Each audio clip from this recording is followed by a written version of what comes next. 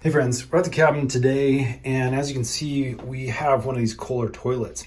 Now we've been gone for a little while, and I wanted to show you the water inside the tank has gone significantly down. This hasn't been flushed, the water hasn't been on or anything like that.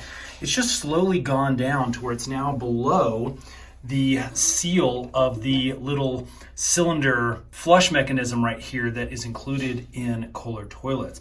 So what that tells me is that there is a slow leak. Now, because there's no water on the floor, and because the water has stopped right below the gasket, I believe that is going to be our problem. So that's a really good way of troubleshooting things. If your tank is empty, then you may have one of these little seals here that bolts the tank on.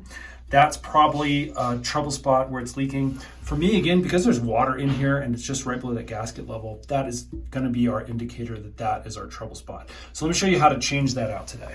So the only tool that we really need is the new gasket. This is actually a fairly simple thing to do. You really don't need any other specialty tools. Now, this is something you can pick up. We'll put some links in the description box below. It doesn't have to be this brand. You can actually get ones that were designed directly from Kohler. So to remove this to get to the old seal, we're gonna have to take off the little hose. That's what feeds the water down into the tank. And then on here, you can actually grab this mechanism. Don't twist super hard because this is plastic, but you can actually rotate it counterclockwise about a quarter turn, and then this whole cylinder can lift up. Now again, we have it connected to the chain. You don't need to disconnect that, just be wary of it. And there is our gasket seal. And I'm not really sure what the culprit might be. It may just be a little old at this point. Let's remove it and put the new one on.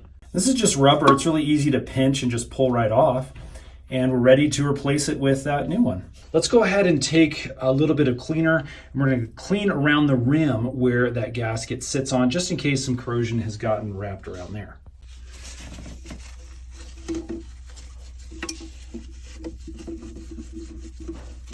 Here's our new gasket. If you do use the same pack that I got, you can see the Kohler one uses this little red tab. So we'll go ahead and stretch this over and replace it where it's supposed to go, right in here.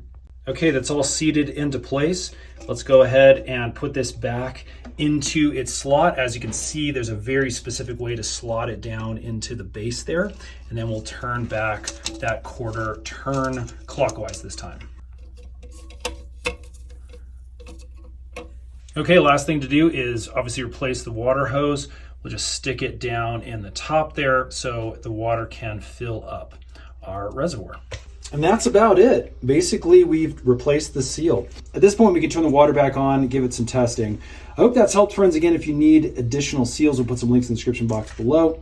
And then if this has helped, hit that thumbs up button for us, subscribe. We got a ton more little DIY tutorial videos coming your way. We'll see you again on the next one.